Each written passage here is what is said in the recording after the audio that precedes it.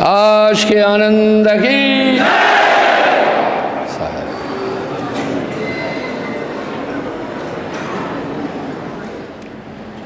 कर विचार ये माही। आइए हम देखते हैं। साहब कह रहे हैं भाई विचार करो, बस विचार से सब कुछ मिल जाएगा।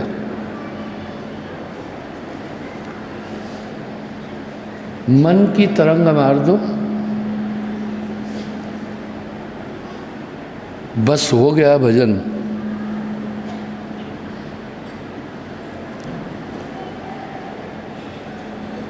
आदत बुरी सुधार लो,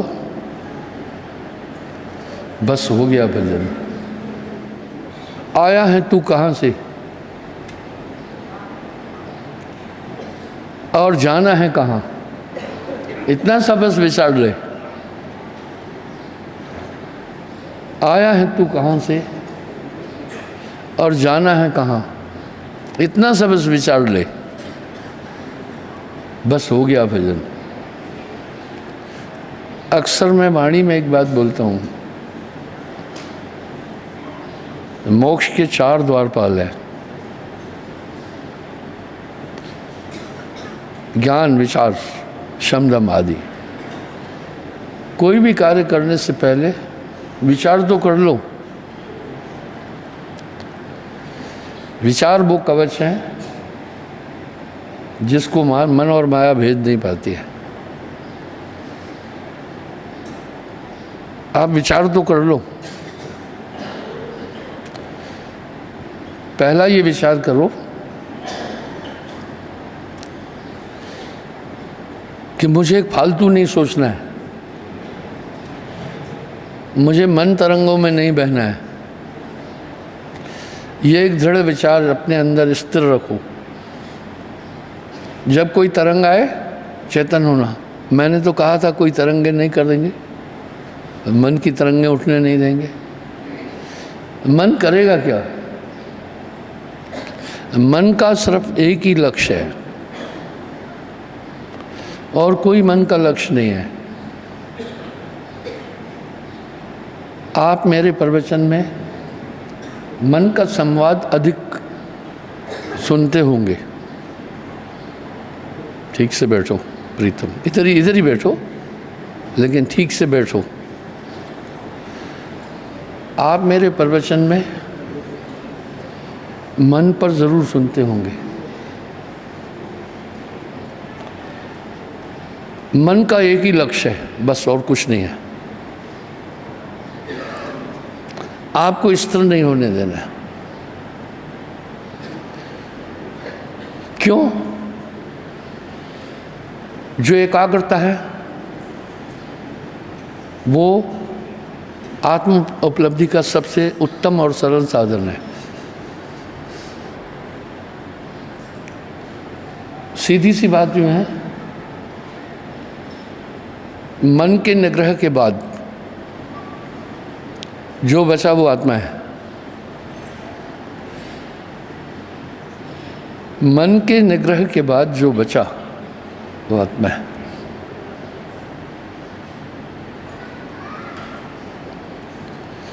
यही बात तो वासुदेव कृष्ण ने अर्जुन से कही, हे अर्जुन, सत्य और प्रेम ही जीवन के लिए काफ़ी नहीं है। जीवन के लक्ष्य को पूर्ण करने के लिए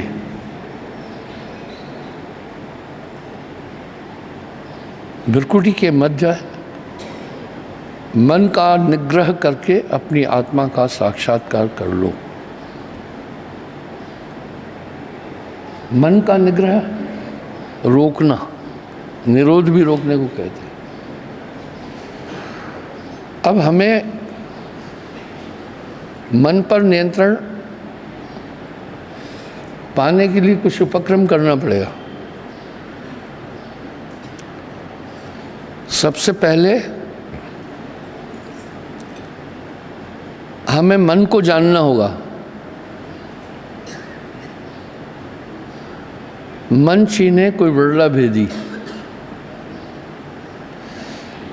एक तय बात है कि हम सब ने सिद्धांत रूप में इसको स्वीकार किया है, हमारे बंधन का कारण और कारक मन और माया है। यहाँ हर बात पर विराम लग जाता है। इसकी पुष्टि साहब कर रहे हैं।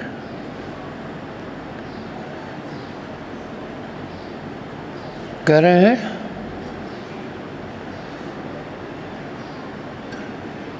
मन पर विजय प्राप्त कर लो। अब हमें देखना है क्या सूत्र हैं जिसके द्वारा हम मन पर का निग्रह करें, मन पर विजय प्राप्त करें। हमें सबसे पहले जानना होगा मन है क्या चीज़। अक्सर मैं एक बात कहता हूँ कि युद्ध के लिए एक नियम है। शत्रु पर विजय प्राप्त करने के लिए युद्ध पद्धति में एक नियम है। सबसे पहले शत्रु को जानना है, उसके बाद शत्रु को जानना क्या है कि उसके पास ताकत कितनी है। अपने से शक्तिशाली व्यक्ति के साथ अहंकार दिखाना, युद्ध के लिए उदित होना मूर्खों का काम है। क्योंकि जब ये जानते हो कि उसके पास तुमसे ज़्यादा ताकत है, उससे क्यों झंझट ले रहे हो, बरा लो ना।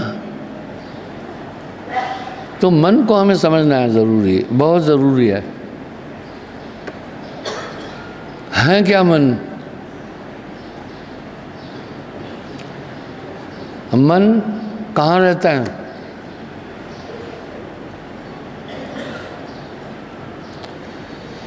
मन का स्वरूप क्या है? मन के सहायक कौन कौन है?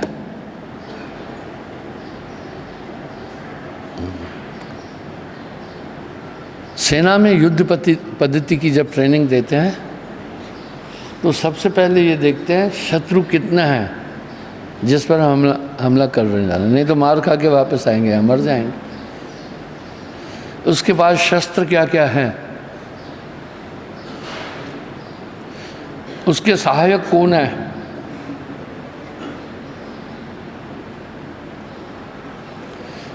इसलिए ये सब बात जानने के बाद शत्रु के पास आर्थिक ताकत कितनी है, जब तक इसका पूरा मूल्यांकन नहीं किया हम शत्रु पर विजय नहीं प्राप्त कर सकते। और पराजित होने की स्थिति में हमें क्या क्या सोर्स और सहायता मिलेगी, इन सब पर हमें विचार करना होता है। शत्रु पर जब हमला करके मोर्चे उनके जीतते हैं, उसके बाद भी चुप नहीं रहते हैं। अगर ज़्यादा क्षति हो गई उस पर विजय प्राप्त करने में, तो रीएनफोर्समेंट सहायक दल पीछे रिजर्व रखते हैं, वो आकर के हमें ताकत देता है, तब हम उस पर विजय प्राप्त करते हैं। विजय प्राप्त करना काफ़ी नहीं है, शत्रु काउंटर अटैक करेगा। इसके लिए आगे जाकर उसके काउंटर अटैक कर, वो वापस लेना चाहेगा अपने मोर्चे, अपनी सीमा, आगे फोर्स भेज करके जो जीता हुआ इलाका है आगे फोर्स दे करके वहाँ मोर्चाबंदी करनी है, तब हम शत्रु पर विजय प्राप्त कर सकते हैं, वरना नहीं। ताकि उसके फिर मदद करने के रास्ते सीज करना है। बिना शत्रु की ताकत जाने जो हमला करते हैं पक्का पराजित होता है। इसलिए सबसे पहले हमें मन को जानना है क्या चीज़ मन, इसका ठिकाना कहाँ है, इसके सहायक कौन कौन है, इसके पास शस्त्र क्या क्या है, तब मन पर विजय प्राप्त की जा सकती है। दूसरी बात फिर क्या होती है, वो लोग देखते हैं अगर वो ज़्यादा ताकत पर हैं तो हमें एयर अटैक के लिए भी अप्लाई करना पड़ता है कि एक विशेष ताकत दो, वो ताकतवर हैं, इसलिए पहले उनको आप वहाँ डेमिस करो, उनका सर दबाओ। आप ऐसे मन पर विजय नहीं प्राप्त कर सकते हैं, ये बड़े बड़े धुरंधरों को नचाते हैं। मन निरंजन सवै नचाए, समस्या यही है। अगर आप हम सबके आत्म साक्षात्कार में कोई बाधक है, आपका मन है। साहब ने मन के स्वरूप पर बहुत शब्द कहे हैं, बिल्कुल क्रमबद्धता से साहब आगे बढ़े हैं। अब पहले देखते हैं मन है क्या, कहाँ रहता है, इसके सहायक कौन है, इसका ठिकाना कहाँ है। साहब इस सब पर विवरण दिए हैं। बच्चे को जब हम स्कूल में भर्ती करते हैं, अध्यापक सर्वप्रथम उसे स्वर व्यंजन सिखाता है और गणित। ये दो चीज़ नहीं सीखी शिक्षा हासिल नहीं कर सकता। चलो सत्यजीत एक प्रिंसिपल है विद्यालय का, गिनती की ज़रूरत है क्या शिक्षा में? क्या जीवन में भी गिनती की ज़रूरत है क्या, गणित की? क्या आप गणित के बिना बोल सकते हैं क्या? आपकी उम्र क्या है? 47। भाई कितने हैं? बहनें कितनी हैं? ये सब आपने मेरे प्रश्नों का उत्तर गणित से तो दिया। आप अगर थोड़ा बारीकी से देखेंगे तो शिक्षा में गणित का बहुत बड़ा सहयोग है। और विज्ञान में तो कहते हैं math is the backbone of the science. इस तरह मन को नियंत्रित करने के लिए सबसे पहले हमें जानना है मन है कहाँ, मन का रूप क्या है, इसके सहायक कौन कौन है, और मन की अपनी ताकत क्या है। सबसे पहले हम मन के रूप को देखते हैं। अब यहाँ एक समस्या है, मन को कोई देख ना पाए, कोई देख ही नहीं रहा है।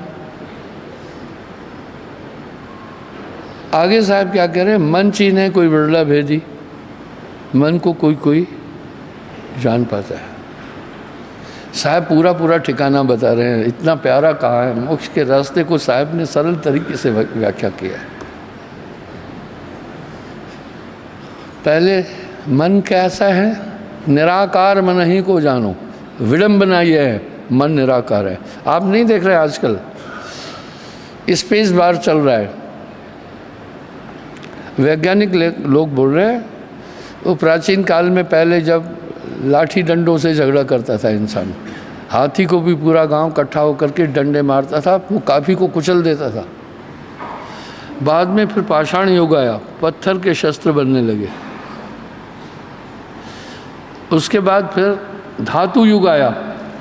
धातु युग में क्या हुआ, तीर, तलवारें, ढाल, भाला, बर्छी ये बनाने लगा इंसान। आप देखो पुरानी यही तो लड़ाइयाँ थी। फलाना मोहम्मद गोरी आया 30,000 सेना लेकर के और पूरी सेना इकट्ठी खड़ी होती। आज आए तो 2 बमों में सबको गोल कर देंगे। मदरा आलबम एक ही फेंक दो 30,000 उड़ जाएंगे। यानी युद्ध की पद्धति में काफ़ी विकास हुआ। फिर अगर ब्रिटेन ने यहाँ हुकूमत की तोहफ़ों की ताकत से की, हमारे पास तोहफ़ों की टेक्नोलॉजी नहीं थी, और बंदूकों की ताकत से, गोला बारूद की ताकत से हमें हराया, हमारे राजाओं को हराया 7 समुद्र पार से आकर के। फिर तोहफ़ों के बाद मिसाइलें शुरू हुई। मिसाइलें चली, फिर मिसाइलों को अपग्रेड किया गया। मिसाइल आजकल नहीं है। मैं एंटी टैंक दस्ते में भी था, टैंकों को उड़ाना है, नहीं तो टैंकें बहुत नुकसान करेगी। मिसाइल छोड़ते थे। टैंक में बड़ी टेक्नोलॉजी, वो जान जाती थी मिसाइल आ रहा है, तो वो दिशा बदल देते थे या स्पीड कम कर देते थे। तब हमें मूल्यांकन करना होता था इसकी स्पीड क्या है, जा रहा है, और जो हम शस्त्र भेज रहे हैं उसकी रफ्तार क्या है। ऐसे ही एंटी एयरक्राफ्ट में पहले यूँ ही था, जहाज़ की हमें गति देखनी पड़ती थी। जो हमने यहाँ से मिसाइल छोड़ी हमें देखना पड़ता था इसकी गति क्या है। ये नहीं है कि हमने गोला फेंका और जहाज़ पहले चला गया। उसके बाद फिर तरक्की हुई, इनको अपग्रेड किया गया मिसाइलों को। गाइडेड मिसाइलें चली, उसमें मिसाइल को पहले छोड़ा तो अपना नियंत्रण खत्म हो जाता था, पर वैज्ञानिकों ने ऐसी मिसाइलें बनाई, हमने वो खुद देखी, चलाई भी। गाइडेड मिसाइल है, अगर जहाज़ रुक जाए, टैंक, तो आपकी गणित खराब हो गई ना। आपने तो एक मूल्यांकन किया था, आपका गोला पहले चला जाएगा, टैंक पीछे रह जाएगी। लेकिन अब गाइडेड मिसाइल में एक वायर जाती है साथ में, आपकी अब मर्जी है, कहीं भी मोड़ लो उसको। इस तरह हवाई जहाज़ों को गिराने में दिक्कत आती थी, उन्होंने भी गाइडेड मिसाइलें बनाई, हीट गाइड मिसाइल बनाई। वो मिसाइल छोड़ा, जहाज़ को गिरा के ही छोड़ेगी। वो किस पर जाती थी, उसकी हीट पर जाती थी। इंसान चालाक है। फिर पायलटों ने जान लिया कंप्यूटर से या विज्ञान से कि हम पर मिसाइल आई है, वो थोड़ी देर के लिए जहाज़ को बंद कर देते थे। मिसाइल अपनी दिशा भूल जाती थी। कहने का ये मतलब है, लेकिन अभी ये भी बात नहीं है। मिसाइल छोड़ी तो लक्ष्य को भेद करके आएगी। उसके बाद परमाणु युद्ध हुआ, वो आप देख रहे हैं, अभी भी परमाणु बम से एंड रही है दुनिया। अब वैज्ञानिक क्या कह रहे हैं, ये सब नहीं होगा, वो पुरानी वाली बातें। अब तो कई देश है रोबोट बना रहे हैं। रोबोट में 50 सैनिकों जितनी ताकत होगी, बुद्धि होगी। एक प्रयोगशाला में बैठकर रोबोट को जो गाइड देते जाएंगे वैसा वैसा करेगा। ऐसा ही ना, इंजीनियर है। तो अभी ये नहीं होगा, ये ओल्ड टेक्नोलॉजी है, इंसान आगे गया। फिर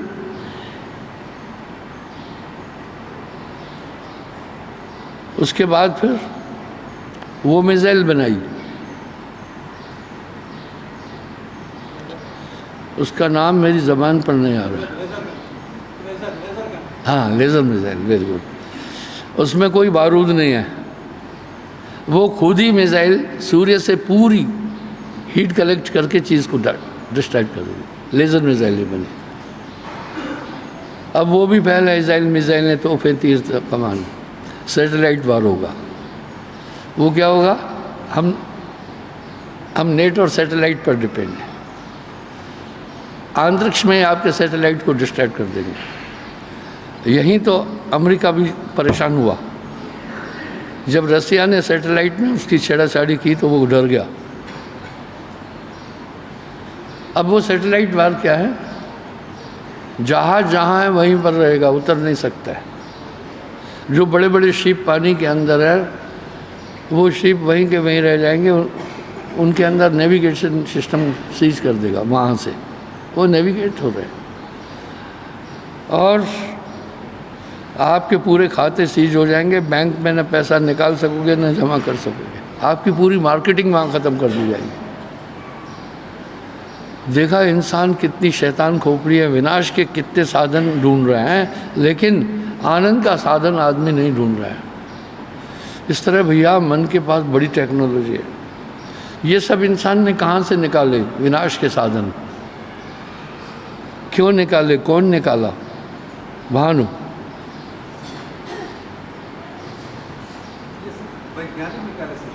वैज्ञानिक किस ताकत से निकाले, किस स्रोत से, किस जरिए से? बस सीधी बात है, ब्रेन से। ये खुद एक अपना इंजीनियर है, टेक्निकल एग्रीकल्चर साइड का, ये यहीं से तो निकले। इसका मतलब इसी शैतान खोपड़ी के अंदर से परमाणु बम निकल रहे हैं, इसी शैतान खोपड़ी के अंदर से पूरा मसौदा बाहर निकल रहा है। यही है निरंजन। और साथ में थोड़ा थोड़ा ये राहत के भी मसौदे निकाल रहा है, इसलिए आदमी इसको समझ नहीं पा रहा है। कहीं मेडिकल साइंस में निकाला, एजुकेशन साइंस, लेकिन जो कुछ निकाला इस मन ने एक सीमा में निकाला। जैसे खूंखार कैदी को जेल में भोजन तो दे रहे हैं ताकि जिंदा रहे, लेकिन बाकी सुविधाएं नहीं है। इसी प्रकार से इस कैद के अंदर, काया रूपी कैद में निरंजन ने सबको कैद कर रखा है। ठीक है, सुविधा उतनी दे रहा है थोड़ी थोड़ी। जैसे मरुस्थल में ऊष्मा से तपते हुए आदमी को अगर बबूल का पेड़ भी मिल जाता है, खुश हो जाता है, वो सोचता है मुझे सुकून मिला। इस तरह इस दुखों की दुनिया में थोड़ा थोड़ा सुकून निरंजन देता है, आदमी उसी में खुश हो जाता है। तो हम देखते हैं, मन स्वरूपी देव निरंजन तो राख भरमाई। हम मन को अभी देखें। मन को देखने से पहले साहब क्या कह रहे हैं, सतर्क कर रहे हैं, मन को कोई देख ना पाए। अनविजिबल है, बड़ी समस्या है, यही रहस्य है उसका।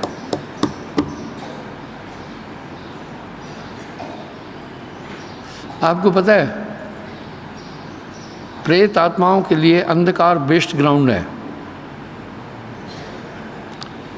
इस रोशनी के अंदर उनका अस्तित्व अनुभव नहीं होगा, अंधकार में होगा। अंधकार चोरों का और प्रेत आत्माओं का सहायक है। हम मन को पहले देख रहे हैं, कहाँ मन? और उसको प्रमाणित करूंगा मैं। सुखमन मध्य बसे निरंजन, मूला 10वां द्वारा सुषुम्ना के बीच है। मेरे पास मनोवैज्ञानिक आया बेंगलोर में, काफ़ी वो बात करने लगा। उसने सोचा एक सैनिक है, सैनिक की बंदूक चलाता होगा, कौन सी शिक्षा होगी इसके पास में। पहले मैं उससे सुनता रहा, थोड़ी देर बात करने के बाद वो खुद सरेंडर हो गया। मैं कहा मनोवैज्ञानिक है, आपके विषय पर बातचीत करूंगा, मन कहाँ रहता है, क्या करता है, रूप कैसा है और वृत्ति क्या है, मन के पास शस्त्र कौन कौन से हैं। बोला ये सिलेबस में नहीं है। अब सिलेबस कौन बनाया? इंसान नहीं तो बनाया। मैं एक चीज़ प्रमाणित करता हूँ, संतों के पास बड़े बड़े वैज्ञानिक आकर के नतमस्तक होते हैं भाई। ज़रूर वो ये उनमें ये धारणा है कि उनके पास बहुत ज़्यादा आध्यात्मिक नॉलेज है, नहीं तो क्यों आ रहे हैं वो। मेरे पास भी अच्छे अच्छे वैज्ञानिक आते हैं। अहंकार नहीं है। कबीर एको जानिया तो जाना सब जान, कबीर एक न जानिया तो जाना सब जाना जाना जाना। अब मन को कोई देख न पाए, नाना नाच न चाहे। आगे मन के रूप का साहब वर्णन करें, निराकार मन ही को जानो। इसलिए निराकार मन है, इसी को सब भगवान कह रहे हैं। निराकार को सभी भगवान कह रहे हैं। वेद भी निराकार कह कर नेति नेति बोले। यही ईसाई कह रहे हैं कि भाई यही सब कुछ है, यही करता है। और यही मुस्लिम भी कह रहे हैं बेचुना खुदा। ऐसा क्यों कह रहे हैं? क्योंकि उनकी तरंगों से पूरी दुनिया चल रही है। ठीक है, इसलिए बुद्धिजीवी ऋषि मुनि हमारे पूर्वज यहाँ तक पहुँचे और वेद ने यहाँ तक संदेश दिया। वेद भी निरंजन ने पैदा किया। उसका एक लक्ष्य है कि आप अपनी आत्मा को नहीं जाने। जब आप अपनी आत्मा को जान जाएंगे तो सब आपके लिए बौने हो जाएंगे। पूरा शरीर आपके नियंत्रण में आएगा। भूख भी, नींद, प्यास, आलस्य सब कंट्रोल में आएंगे। मेरी अध्यात्म यात्रा में मैंने इसका विवरण दिया है, आप देख लेना। पर आप ऐसा करना नहीं, आपका काम आसान कर दिया है। तो how we can identify to mind, मन, हम इसे कैसे जानें? कैसे बस में करें। मुझे एक छोटी बात याद आ गई। एक दिन एक बच्चे को मैंने कहा मुझे पप्पी दो, मुझे तुम पप्पी करो। तो मैं नहीं चाहता था वो मेरे गाल पर चुंबन दे, थूक लगेगी, वैसे ही बोला। तो वो आया, मैं थोड़ा यूँ हुआ, उसने फिर एड़ियाँ उठाई यहाँ तक पहुँचने के लिए, मैं थोड़ा और जानकर तना। उसने खुद बहुत कोशिश की, बाद में अपनी मम्मा और पापा को कहा ये नहीं होना। उसने कहा ये नहीं हो पाएगा। उस बच्चे ने कहा ये नहीं हो पाएगा, ये नहीं होना बोला, डोगरी में बोला ये नहीं हो पाएगा। इसलिए मैं ये कहना चाह रहा हूँ आदमी मन से विवश है। आगे साहब क्या कर रहे हैं, ये सबको नचा रहे हैं, जो चाहे कराता है। मन करता यह देह समाना, मन ही आए काल कराला, जीव नचाए करे बेहाला। मन के संग जीव के संग मन काल रहा ही, अज्ञानी नर जानता है। देखिए अभी साहब की वाणी कितनी सरल है, तेरा बैरी कोई नहीं, तेरा बैरी मन हुआ। अब निराकार, हम निराकार को कैसे जानें। एक बात तो हम सब जानते हैं, शास्त्रों में धर्मों में भी आता है, परमात्मा निराकार है, पूरी दुनिया का वो संचालन कर रहा है। वाह, इतना तो हम मान चुके हैं ना कि वो निराकार है और पूरी दुनिया भी चला रहे हैं। इस तरह साहब भी कह रहे हैं, मन तरंग में जगत भुलाना, मन की तरंगों में जगत भूला हुआ है। थोड़ा जीवन का संक्षेप में विवरण देता हूँ। मस्तिष्क फ्रॉड है और परिवर्तनशील है। जीवन में कई बार ऐसा हुआ होगा, किसी को आपने कहा होगा हे प्रिय तुम्हारे बिना नहीं जी सकता। कालांतर में दिमाग ऐसा बदलता है, उनको कहते तुम्हारी शक्ल भी नहीं देखना चाहता हूँ। ये स्टेबल नहीं है। बुद्धि पलटत बुद्धि न लागत बेरी, ये भी निरंजन का खेल है।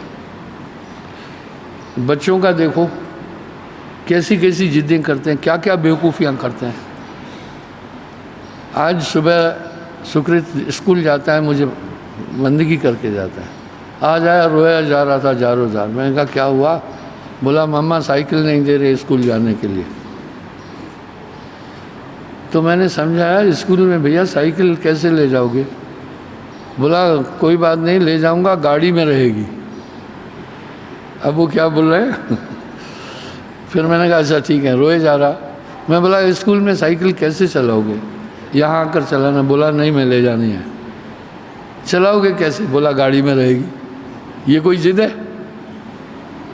मैंने कहा ठीक है भाई साइकिल रख दो इसकी गाड़ी में, और क्या करें। आप बच्चों की हरकतें देख रहे हैं।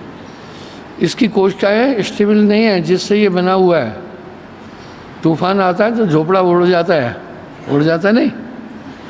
मस्तिष्क है क्या, कुछ कुछ मांसाहारी बकरे का मस्तिष्क भी खाते हैं और वैज्ञानिक लोग दिखाते हैं। अगर मस्तिष्क को आपको दिखाएं तो आप डर जाएंगे। मस्तिष्क की कोशिकाएँ इतनी कोमल है, सेल 2 खरब है उसमें सेल, 2 खरब सेल हाथी के इतना बड़ा है, उसके मस्तिष्क में भी नहीं है। सबसे बिग ब्रेन इंसान का है। मैं ये बताना चाह रहा हूँ, बचपन में आपका दिमाग कैसा, युवावस्था में दिमाग में परिवर्तन आता है, प्रौढ़ावस्था में ठीक है थोड़ा। वो क्यों, दुनिया के अंदर जितने भी शासक हैं वो सब प्रौढ़ावस्था के लोग हैं। ये प्रौढ़ावस्था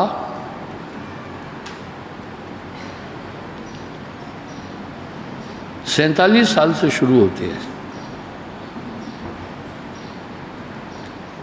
70 साल तक, 75 तक भी हो सकते हैं।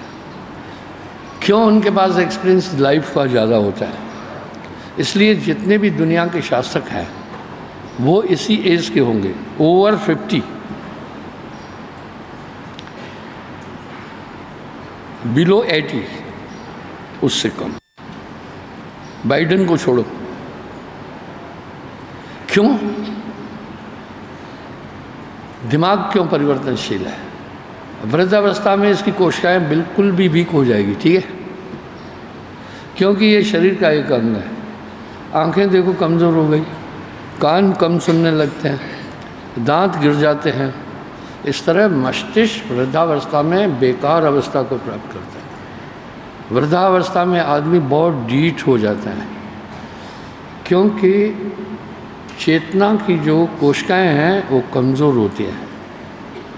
आप कुछ बोलना चाहेंगे, जल्दी नहीं बोल पाएंगे। कर्म करे मन आप, कष्ट देव पुण्य जीव को।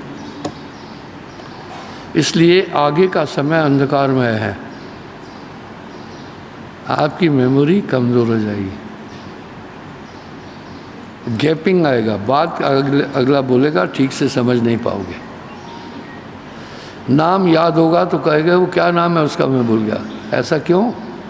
क्योंकि उसके मस्तिष्क में विकार आ गए। ये जान करके निरंजन किया, और ये भूल भुलैया करेगा। मैं एक शब्द जो बोलता हूँ इससे पहले सिर्फ साहब बोला है, बाकी कोई नहीं बोला। ब्रेन इज फ्रॉड, ये धोखा है,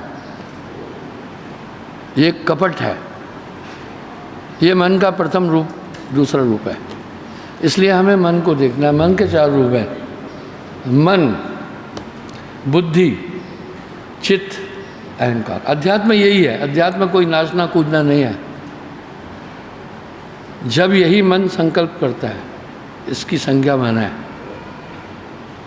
जब ये फैसला करता है दूसरे कोष्टक में जाकर, इसी मन को बुद्धि कहते हैं। मन का तीसरा रूप चित्त है। जब ये याद करता है, इसकी संज्ञा चित्त है। मन का चौथा रूप अहंकार है। अहंकार क्या है? क्रिया। मैं अहंकार है, मैं उठ रहा हूँ, मैं बैठ रहा हूँ, मैं चल रहा हूँ। मैं को मार मुका बन गया, ये मन का चौथा रूप है। इसलिए इसे नियंत्रित करना मुश्किल है। लेकिन आप देखते हैं मनुष्य बड़ा बुद्धिमान है। हाथी में 50-50, 100-100 आदमी की ताकत है, पर नहीं देखते हो एक छोटा सा आदमी हाथी पर बैठा हुआ उसको कंट्रोल करते हैं। आप नहीं देखते बैलों में इतनी ताकत है। हमारे यहाँ एक सांड था, इतना तगड़ा था, 10 आदमी नहीं पकड़ सकते थे। एक छोटा बच्चा, नकेल पड़ी हुई थी नायलॉन की, खींचे जा रहा था, जहाँ जा रहा था उधर ही जा रहा था, वाह उस पर नकेल। घोड़े में बहुत ताकत है, आदमी नहीं पकड़ सकता। घोड़ा बहुत ज़बरदस्त लड़ाई करता है। आपने घोड़ों की लड़ाई देखी हो तो हाथ खड़ा करो। ऐसी लड़ाई जिराफ भी शेर को नहीं टिकने देता है। अगले दोनों पैरों पर, पिछले पैरों पर खड़े होकर के मारता है। लेकिन इंसान ने इनको भी काबू कर दिया। मन वश में होगा। अब साहब साथ में क्या करें? मन पर जो असवार है ऐसा बड़ा कोई, हमें मन के सहायक देना। ये रोम रोम मन का सहायक है। ये इंद्रियां सब मन की अनुचर हैं। ये कर्म ज्ञान इंद्रियां सब उसका अनुकरण करती हैं, उसके अधीन है। शरीर का रोम रोम मन का गुलाम है, अनुचर है। उदाहरण देता हूँ, आपको मालूम है किसी पराई स्त्री को घूर कर नहीं देखना, कुदृष्टि से नहीं देखना। अब सवाल आया, शाह जी ये कुदृष्टि से देखना क्या है? गाड़ियों में भी लिखा है, बुरी नज़र वाले तेरा मुंह काला। क्या है बुरी नज़र?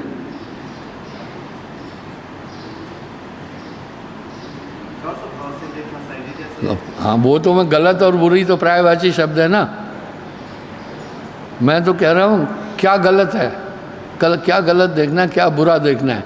तो आप क्या कह रहे हैं, गलत नज़र से देखना। क्या जवाब सही दे रहे हो क्या? तो ठीक जवाब दो।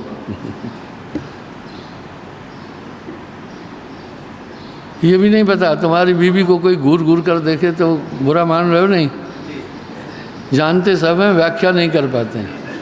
हाँ, मास्टर उमेश सिंह थोड़ा उतावला हो रहा है। उनकी अवयवों की तरफ ना देखना, अवयवों की तरफ ना देखना गलत नजर से, अवयवों की तरफ। अवयव, अवयव क्या है? अब ये कह रहा है अवयवों की तरफ नहीं देखना। नारी के 6 अवयव हैं, पता है क्या?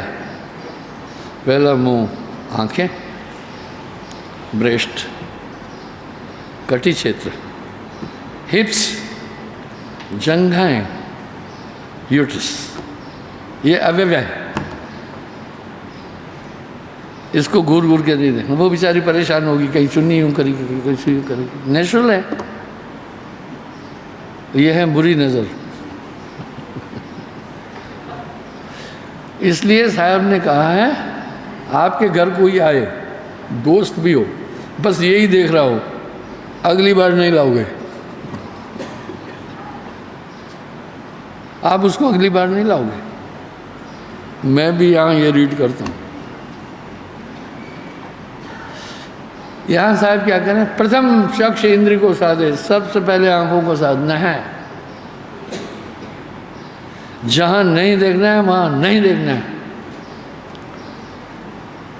जिसका आंखों पर नियंत्रण है उसका सब चीज़ों पर नियंत्रण होगा।